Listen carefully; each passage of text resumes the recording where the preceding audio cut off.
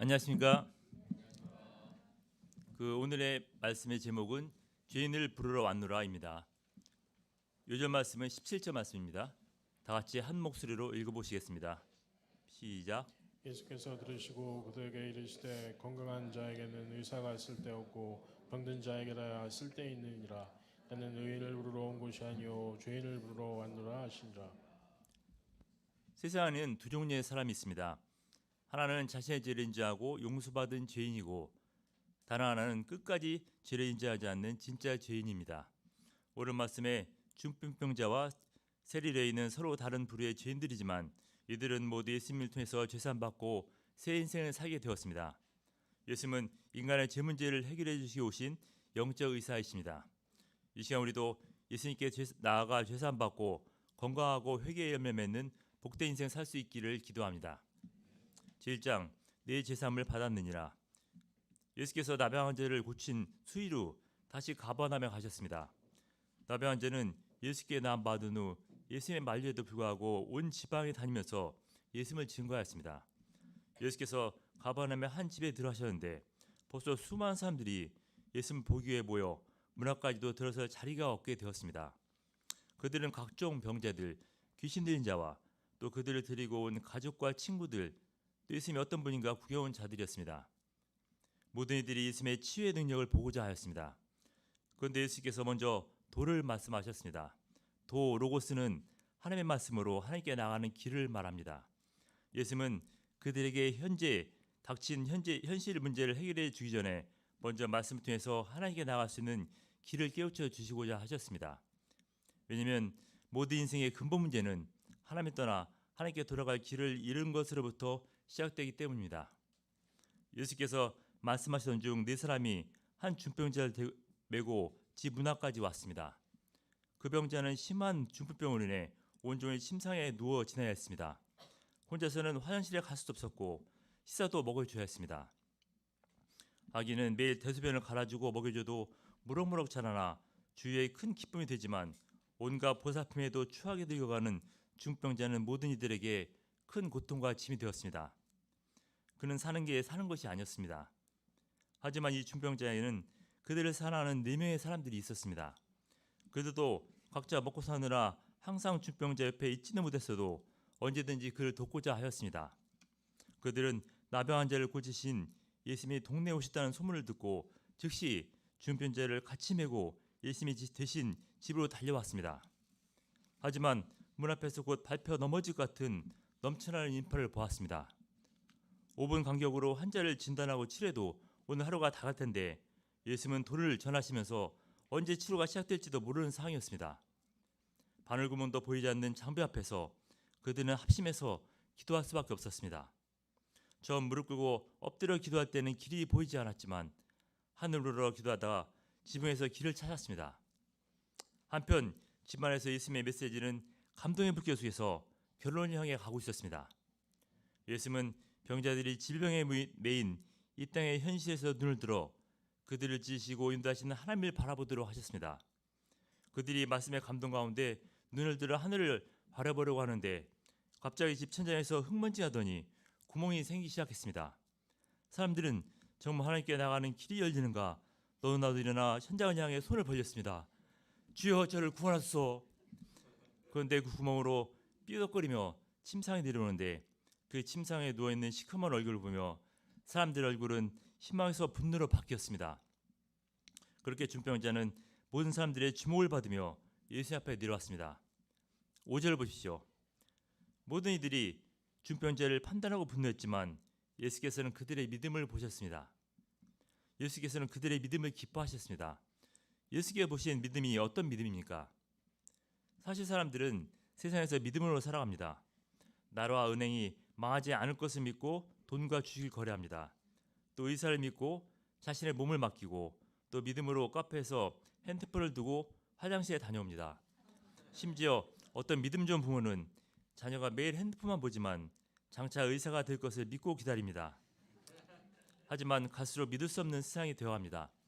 많은 이들이 믿고 거래한 집이 실상 깡통으로 전세 사기가 당하고 또 은행을 믿고 모든 퇴직금을 투자한 금융상품에 큰 손실을 보고 절망합니다. 심지어 유사인은 AI를 이용한 딥페이크 기술로 아는 사람의 음성과 영상까지 똑같이 조작한 보이스피싱 사기까지 이루어져 의심 없이 믿으면은 바보가 되는 세상이 되었습니다. 이런 세상에서 어떻게 예수님을 믿을 수 있습니까? 중병자와 친구들은 예수께서 사람 취급도 못 받는 나병 환자를 불쌍히 여기서 율법을 어기고 고쳐주시는 소문을 들었습니다. 그 사랑의 예수께서 사람 구실도 못하는 중풍병자도 긍휼히 여기서 치유해 주실 것을 믿었습니다. 예수님이라면 이 추한 인간을 불쌍히 여기실 것을 믿고 어떻게 하든지 예수님께 나아가고자 했습니다. 그 믿음은 단순하지만 강했습니다. 믿음은 간절하게 예수께 나가는 것에서부터 시작됩니다. 믿음은 바라는 것들의 실상입니다. 믿음 없이는 하나님을 기쁘시게 하지 못하나니 하나님께 나간 자는 반드시 그가 계신 것과 또한 그가 자기를 찾는 자들에게 상 주신 이심을 믿어야 할지니라. 믿음의 조상 아브라함도 처음 자식 없이 늙어가는 자신의 절망스러운 현실 속에서 하나님의 약속을 붙드는 데서 믿음이 시작되었습니다. 그런데 믿음으로 나온 그들에게 큰 장애물이 막았습니다. 믿음에는 항상 장애물이 생깁니다. 내면의 불신을 극복하고 믿음으로 나왔는데 왜 또 장애물인가 의심할 수 있지만 진정한 믿음은 장애물을 극복하면서 견고해지고 순수해집니다. 처음 믿음은 자신의 바람이고 또 의지가 크지만 장애물을 극복하면서 하나님의 지혜와 능력을 체험하면서 살아있는 믿음이 됩니다. 믿음 있는 자는 장애물 앞에서 살아계신 하나님을 찾고 바라봅니다. 나는 할 수 없지만 하나님은 할 수 있다는 믿음을 가질 때 한계상 앞에서 뒤로 물러서지 않고 앞으로 도전할 수 있습니다. 나를 인도하시고 나와 함께 하시는 하나님께 대한 믿음이 생길 때 상황은 완전히 달라집니다. 지금까지 나를 얽매이는 염려와 두려움을 극복함으로 생각이 긍정적이 되고 용기가 생깁니다. 믿음의 담대한 내면 가운데 하나님으로부터 번뜩이는 창조적인 지혜와 능력을 덧입을 수 있습니다. 이들이 꼭 문을 통해서 드려야 한다는 고정관념을 고집했다면 지붕을 뜯을 생각을 할 수 없었을 것입니다. 하지만 그들이 믿음으로 나아가기를 길을 찾았을 때 2차원적인 평면적인 사고방식을 뛰어넘어 3차원적인 입체적인 눈으로 지붕을 통한 길을 찾을 수 있었습니다. 지혜의 근원은 하나님이십니다. 신자는 믿음을 통해서 천지를 창조하시고 세상 역사를 주관하시는 하나님의 지혜를 덧입을 수 있습니다. 우리의 이성과 감정은 자신의 한계적인 생각과 경험에 갇힐 때가 많습니다. 또 세상 문화는 모두가 그렇게 하니까 그렇게 하는 것이고 전통은 항상 그렇게 하니까 그렇게 하는 것입니다. 신자는 믿음으로 자신의 이성과 감정을 극복할 수 있고 또 세상의 감수적인 문화와 전통에서 벗어날 수 있습니다. 그런데 아무리 믿음이라도 남의 지붕을 뚫고 그 새벽부터 기다리는 사람 앞에서 새치한 것은 잘못 아닙니까? 목적이 수사를 정당할 수 없습니다. 하지만 예수님 주변에 모든 이들이 다 믿음으로 나온 것은 아닙니다. 병자나 가족들도 정말 고칠 수 있을까 의심하고 시험하는 이들이 많았고 또 그냥 구경 오거나 심지어 예수님을 트집 잡고자 또 모인 이들도 많았습니다. 또 유대인의 지붕은 우리나라의 기와집처럼 뚫으면 그냥 집이 무너질 것 같은 구조가 아니라 수시로 교체할 수 있는 가변식 지붕입니다. 예수님은 진흙 속의 진주처럼 수많은 믿음 없는 무리들 속에서 믿음으로 나온 그들을 알아보시고 기뻐하셨습니다. 예수님은 믿음을 가진 사람들 통해서 새로운 역사를 창조해 나가십니다. 한 사람의 도전하는 믿음은 운명을 바꾸고 세상 역사를 바꿉니다. 그러나 우리가 도전하는 믿음을 얻으려면 자신의 인간적인 생각, 상식적인 생각, 또 부정적이고 소극적인 자세와 두려움과 이기심에서 눈을 들어 나를 인도하시고 살아계신 하나님을 바라봐야 합니다. 예수께서는 중병자 친구들의 믿음을 받으시고 중병자에게 가장 필요한 것, 가장 좋은 것을 주시고자 하셨습니다. 그에게 가장 필요한 것이 무엇입니까? 중병자는 중병을 낫기 위한 간절한 소원 가운데 예수께 받기 때문에 당장 중병의 치료가 급선무처럼 보입니다. 중병에서 일어설 때 사람답게 살 수 있고 또 사람 구실을 할 수 있을 것 같습니다. 많은 이들이 지금 자신에게 간절히 필요한 돈을 얻기 위해 또 좋은 직장을 얻기 위해 또 어떤 이는 나만을 사랑해줄 사람을 얻기 위해서 예수님께 나옵니다. 하지만 사람들은 필요한 것을 얻는다고 해도 진정한 행복과 기쁨을 찾지 못할 때가 많습니다. 우리의 문제는 필요한 것이 채워지지 못해서가 아니라 지금 내가 정말 필요한 것이 무엇인지 알지 못하는 데 있습니다. 예수께서 보시기에 중병자에게 가장 필요한 것은 병 치유 이전에 먼저 제사함을 받아야 했습니다. 제사함이 더 필요하고 급했습니다. 죄는 하나님과의 관계성이 파괴된 것을 말합니다. 하나님을 떠나 하나님 없이 사는 것이 죄입니다. 하나님은 하나님의 형상대로 인간을 창조하시고 땅에 충만하고 정복하고 다스리는 사명을 주셨습니다. 이 사명은 하나님의 영광을 위한 것과 동시에 인간의 진정한 행복을 위해서입니다. 하지만 인간이 죄를 지어 하나님을 떠남으로 인간의 존재 의미와 목적과 행복이 변질되었습니다. 로마서 말씀 다 같이 한 목소리로 읽어보시겠습니다. 21절 말씀입니다. 21절에서 23절까지입니다. 시작.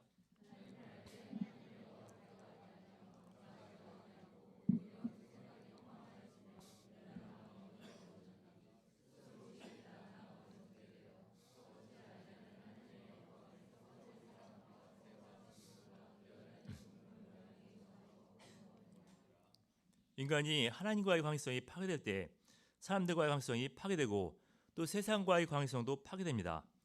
하나님의 영광을 위해서 사람들과 동역하여 세상을 전복하고 다스려야 될 인간이 세상 영광과 물질을 얻기 위해서 우상으로 삼고 사람들과 경쟁하며 싸우며 하나님을 떠나 원수가 되었습니다.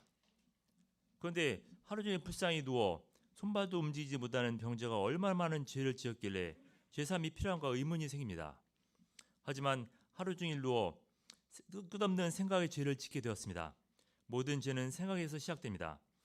처음에는 자신에게 정신적인 충격을 준 사람들에게 분노하고 또 제대로 치료하지 못하는 의사를 판단하고 또 이렇게 낳은 부모를 원망하다가 결국 하나님을 원망했습니다. 분노하고 판단하고 원망하는 죄로 인해 하나님과의 관계성이 파괴되고 하나님을 떠나 잃어버린 자가 되었습니다. 중풍병만 나으면은 원망, 불평도 사라질 것이라고 생각되지만 병이 나아도 새로운 문제 속에서 새로운 죄에 빠지는 것이 인간입니다. 그의 인생이 슬프고 고통스러운 것은 중풍 때문이 아닌 하나님을 떠났기 때문입니다. 만약 엄마를 잃어버린 아이가 있다면 그 아이에게 가장 필요한 것이 무엇입니까? 그 아이는 엄마를 잃어버려 굶주리고 몸에 상처도 생기고 신발도 잃어버렸습니다. 물론 밥을 먹이고 상처를 치료하고 잃어버린 신발을 찾아주는 것이 중요하지만 더 중요한 것은 잃어버린 엄마를 찾아주는 것입니다. 엄마 없이 아무리 맛있는 것을 먹이고 좋은 신발을 사줘도 그 아이에게 진정한 행복이 될 수 없습니다. 예수께서는 믿음으로 나온 중병자를 보시고 말씀하셨습니다. 작은 자야 네 제사함을 받았느니라. 작은 자는 선, 즉 자녀입니다. 죄를 짓기 전 우리는 하나님의 형상을 닮은 하나님의 자녀였습니다. 하지만 죄를 지은 후 하나님의 형상을 잃어버리고 죄의 종이 되었습니다. 예수께서는 중병자를 죄로 인해 잃어버린 자녀로 여기셨습니다. 그리고 놀라운 선포를 하셨습니다. 네 제사함을 받았느니라. 이 말씀에 많은 이들이 놀랐지만은 무리들 틈사이에 숨어있던 서기관들은 경악을 금치 못했습니다. 이 사람이 어떻게 이렇게 말하는가? 신성모독이려다. 오직 하나님 한 분 외에는 누가 능히 죄를 사겠느냐? 사실 그들의 생각은 맞습니다. 죄는 하나님과의 관계성이 파괴된 것이고 오직 하나님만이 그 죄를 용서할 수 있습니다. 만약 어떤 집에서 동생이 장난치다가 아빠 차를 망가뜨렸을 때 형이 빵을 사다 주면 내가 이번만은 용서해 줄게. 절대 아빠한테 말 안 할게. 말한다면 용서가 됩니까? 엄마가 꾸중 듣지 않도록 아빠에게 잘 말할게 하면은 작은 위로는 되지만은 내면의 두려움과 불안은 사라지지 않습니다. 차에 주신 아빠가 괜찮아 한마디 해야 죄사함의 효력이 있는 것입니다. 죄사함은 오직 세상과 생명의 주인이신 하나님께서 용서해야 죄가 사해질 수 있습니다. 서기관들은 하나는 알았지만은 둘은 몰랐습니다. 그들은 예수님이 죄를 사할 수 있는 분, 육신을 입고 이 땅에 오신 하나님이심을 몰랐습니다. 만약 그들이 간절한 믿음으로 하나님의 뜻을 찾고 하나님의 마음을 알았더라면은 예수의 말씀과 권능의 역사를 보고 깨달았을 것입니다. 하지만 그들은 의식과 시기심, 형씨의 죄 가운데 눈이 멀어 예수님을 깨닫지 못했습니다. 예수께서는 그들의 사악한 생각을 하시고 예수께서 이 땅에서 새 죄를 사하는 권세가 있음을 보여주시고자 하셨습니다. 그것은 그들을 위해서가 아니라 믿음으로 나온 중병자와 친구들을 위해서입니다. 9절 말씀을 다 같이 한 목소리로 읽어보시겠습니다. 시작.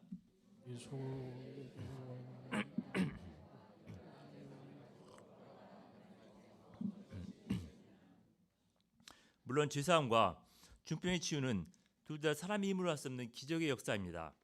하지만 죄사함은 눈에 보이지 않지만 중병의 치유는 눈에 보이는 역사입니다. 예수님은 중병자를 일으켜 세우심으로 또한 죄사함의 권세가 있음을 나타내셨습니다. 예수께서 중병자에게 말씀하셨습니다. 내가 네게 이르노니 일어나 네 상을 가지고 집으로 가라. 이에 중병자는 예수를 믿음으로 일어나 그 상을 가지고 모든 사람 앞에서 나갔습니다. 처음에 침상이 그를 들고 왔지만 죄사함을 받은 후 이제 그가 침상을 들고 나갔습니다. 그는 믿음으로 죄의 병에서 일어서므로 중병뿐만 아니라 죄를 사함받는 구원의 은혜를 덧입게 되었습니다. 의학의 발달로 중병자는 많이 치유되고 있지만 영적 중병자는 갈수록 늘어나고 있습니다. 건강보험 심사평가원 통계에 의하면은 치료받는 우울증 환자가 2017년도 68만 명에서 2021년도 91만 명으로 34%나 늘었고 또 20, 30대 청년 우울증 환자는 거의 50%나 늘었습니다. 특히 20대는 128%나 증가돼 정말 심각한 수준으로 코로나19와 또 급변하는 사회 환경 탓에 갈수록 심해지는 취업난, 학업, 결혼, 또 경제적인 어려움 등의 과도한 스트레스가 우울증을 증가시켰습니다. 우울증으로 치료받지 않아도 수많은 청년들이 야육강식 같은 치열한 세상의 경쟁 속에서 잠깐 뒤처질 때 무기력과 패배감에 빠져 중병병자처럼 자리에 누워 세상과 자신을 원망하며 인생을 허비하고 있습니다. 이들이 원래부터 게으르거나 무능력 해서가 아니라 오히려 어릴 때 착하고 부모 말도 잘 듣는 아이들이었습니다. 하지만 그 심한 경쟁 속에서 한두 번 실패하고 뒤처지면서 패배감과 무기력에 빠져 불안 속에서 자리에 누워 현실을 도피하며 아무것도 제대로 하지 못하는 자신에 대한 무가치함과 죄책감에 고통하면서도 자리에서 일어설 힘이 없습니다. 어떻게 이들을 일으켜 세울 수 있습니까? 예수께서 말씀하셨습니다. 작은 자야, 아들아, 네 제사함을 받았느니라. 제사함은 F맞은 점수를 구제해줘서 다시 한번 시험을 볼 수 있게 하는 재수나 삼수가 아닙니다. 이번 한 번만은 용서해 줄 테니 다시 일어서 죽기 살기 노력해서 다른 이들보다도 뛰어난 인생 성과를 내라는 명령이 아닙니다. 예수님은 제사함을 통해서 죽어가는 죄 중에서 생명이 넘치는 하나님의 자녀로 치유되고 회복되기를 원하십니다. 세상에서 살아남고 다른 사람과 경쟁해서 이길 수 있는 존재가 아니라 하나님께서 지으신 아름다운 본래의 모습으로 치유되고 하나님과 함께하는 하나님의 자녀로 회복되기를 바라십니다. 죄가 해결되지 않는 이들은 세상에서 아무리 아름다운 꽃을 피워도 하나님께서 기뻐하시는 아름다운 열매를 맺을 수 없고 마치 나무 줄기에서 떨어진 가지처럼 결국 시들어 말라서 죽을 수밖에 없습니다.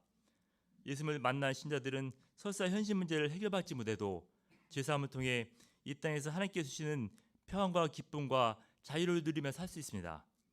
돈이 없어도 높은 권세나 지위가 없어도 하나님 나라의 행복을 누리며 살 수 있습니다.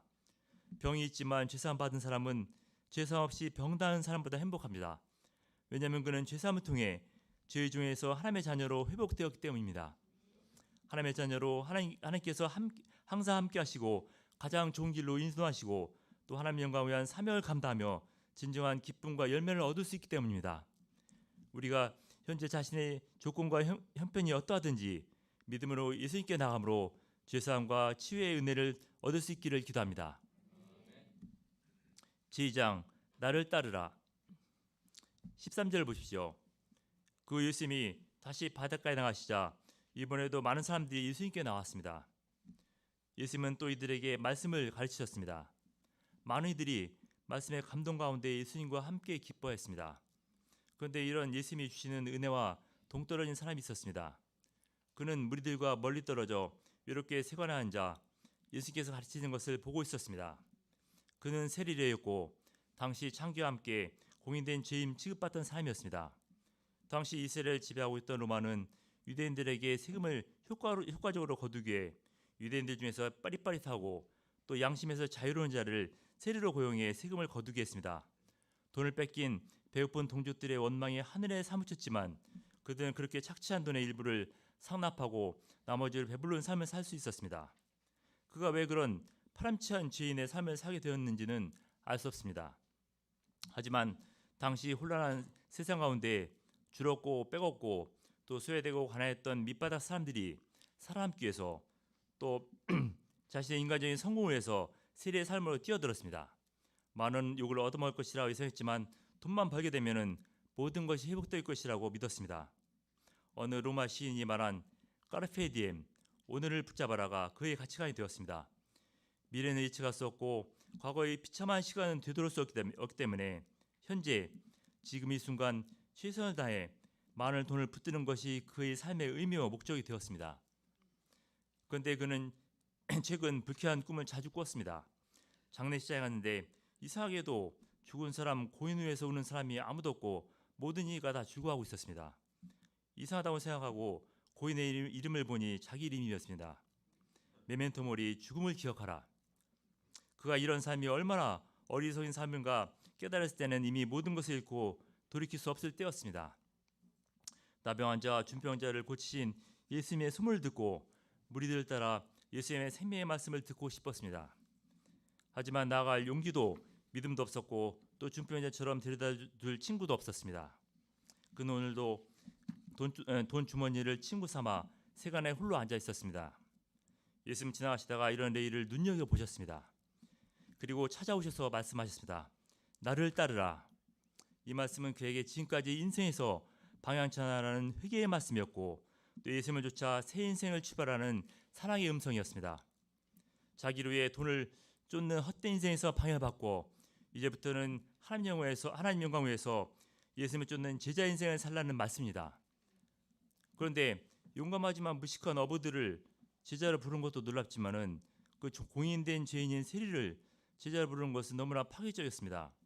설사 그가 어부들이나 중풍병자에 비해서 능력이 있다고 해도 평생 자기만 위해 살았던 자가 하루아침에 하나님에 의해서 능력을 발휘할지는 불확실했습니다. 더구나 자기만 아는 자가 예수님의 제자 공동체에 얼마나 많은 악한 영향을 끼칠 수도 있었습니다. 그러나 모든 사람들이 정죄의 눈으로 그를 봤지만 예수께서는 목자의 눈으로 그를 보셨습니다. 잔인하고 비열해 보이는 눈초리 속에서 깊은 외로움과 고통을 보셨습니다. 친구가 떠나고 이웃이 떠나고 모든 일이 떠났지만 아직도 움켜진 돈주머니를 놓지 못하는 한 인간의 실상을 보셨습니다. 무엇보다도 순수했던 어린 시절로 하나님께로 돌아가고 싶어도 다시 돌아가지 못하고 어두운 주변을 맴도는 잃어버린 한 인간의 실존을 불쌍히 여기셨습니다. 예수께서는 세리를 불쌍히 여서 그를 부르셨습니다. 나를 따르라. 예수께서는 레이를 제자 삼으시고 그의 병든 내면을 치유해 주시고자 하셨습니다. 레이 내면의 깊은 죄의 병은 예수께서 오랫동안 함께 하시며 감당해 줘야 치유될 수 있는 병이었습니다. 예수님이 그의 죄로 십자가 달리실 때까지 함께 하시며 감당해 주실 때 모든 이들에게 피해만 줬던 죄인 레이는 모든 이들에게 생명을 주는 예수님을 증거한 성마태로 변화될 수 있었습니다. 마태복음에서 레이는 끝까지 자신과 함께 하신 예수님의 사랑을 임마누엘로 표현하였습니다. 그의 이름은 임마누엘이라 하리라 하셨으니 이를 번역한즉 하나님이 우리와 함께 계시다 함이라. 레이는 예수님의 부르심을 받고 곧바로 믿음으로 모든 것을 버리고 예수님을 쫓았습니다. 베드로와 요한 같은 어부지들도 예수님의 부르심에 가족들과 배를 버리고 예수님을 쫓았지만은 그들은 다시 돌아갈 배와 가족들이 있었습니다. 사실 예수님께서 십자가를 지신 후 어부지들은 다시 집으로 돌아가 예전처럼 물고기를 잡았습니다. 하지만 레이는 세관에서 나온 후 다시 돌아갈 곳이 없습니다. 그는 집으로 돌아갈 배를 불태우고 전쟁에 나간 군사들처럼 예수님의 부르심에 믿음으로 모든 것을 버리고 쫓았습니다. 예수께 나오는 것은 큰 믿음이지만 또한 예수님의 부르심에 따르는 것 또한 큰 믿음입니다. 레이는 믿음으로 결단한 후 마지막 남아있던 물질로 동료 세들과 또 예수님과 제자들을 추천해서 큰 잔치를 벌였습니다. 항상 같이 밥 먹을 친구 없어서 혼자 식사했던 레이였습니다. 믿음의 삶 이후에도 그에게 다가오는 친구는 없었지만은 기쁨으로 먼저 다가가 함께 식사할 것을 초청했습니다. 레이가 벌린 큰 잔치에 예수님과 제자들뿐만 아니라 동료 제자들도 함께 기뻐하였습니다. 그런데 어디서 은혜로운 음식 냄새를 맡고 온 서기관과 바리새인들이 이 모습에 깜짝 놀랐습니다. 그들은 지저분한 병자를 고쳐주시던 예수님이 이번에는 더러운 죄인들과 함께 식사하는 것을 보고 이해할 수 없었습니다. 이때 예수께서 말씀하셨습니다. 17절 다 같이 한 목소리로 읽어보시겠습니다. 시작.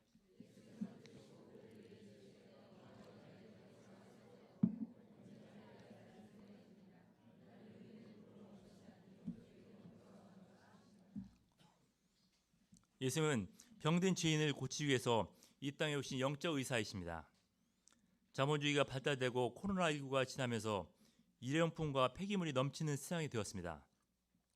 일회용 플라스틱병이나 컵뿐만 아니라 그 옷이나 신발도 몇 번 쓰고 폐기 처분합니다. 심지어 10년 이상 쓸 수 있는 그 TV나 핸드폰도 유행에 맞지 않다고 또 더 좋은 제품이 나왔다고 조금 쓰다가 폐기 처분합니다.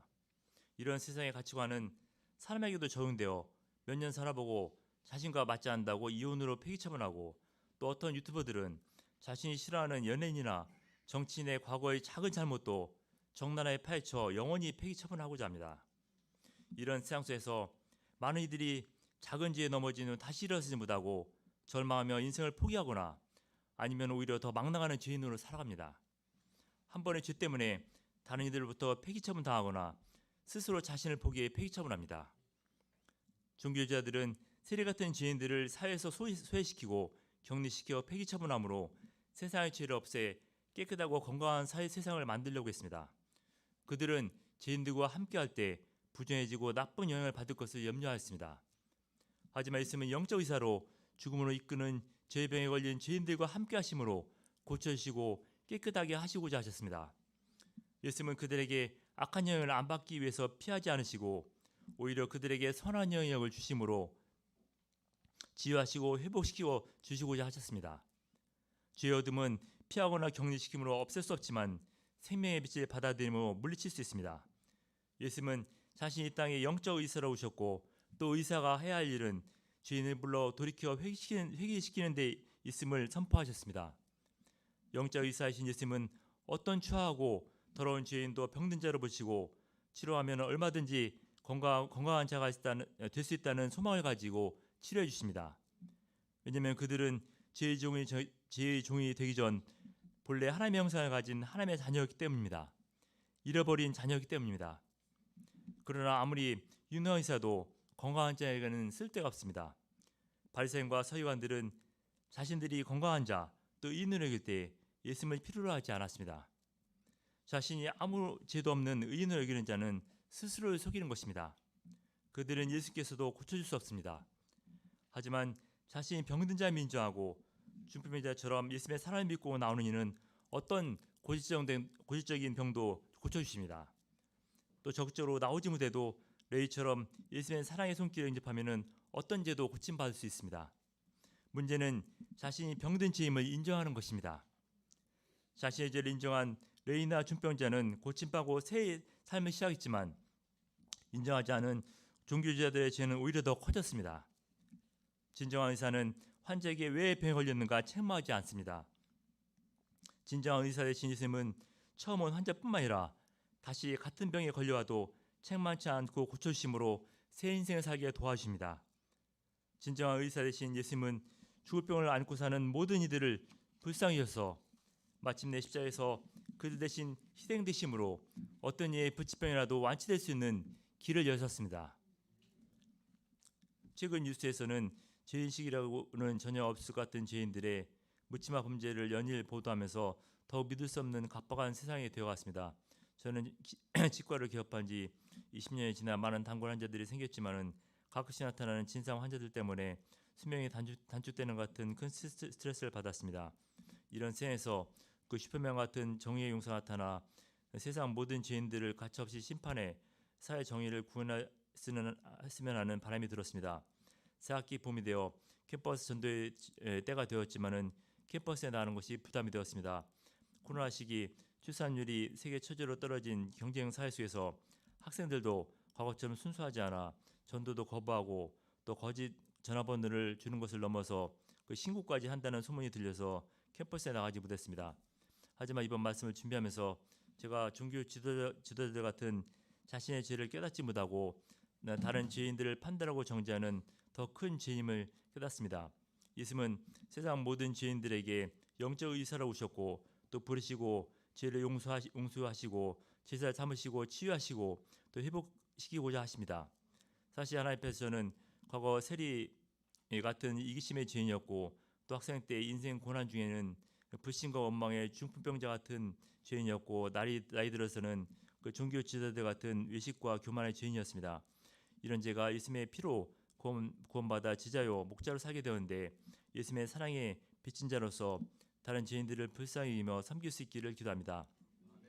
얼마 전 졸업한 이마태 목자는 과거 고등학교 때는 소문난 문제아 중에서 한 사람이었지만은 많은 목자님들이 예수님의 사랑으로 섬기고 인도했을 때 어느새 한계를 극복하는 불신의 지붕을 뚫는 믿음으로 선한 영향을 끼치는 성마태 같은 목자로 살고 있음을 보게 됩니다. 제가 양들의 드러난 죄만을 보지 않고 그 뒤에 감추어진 하나님의 형상을 보며 예수님의 불쌍히 여기는 사랑으로 돕고 인도할 수 있기를 기도합니다.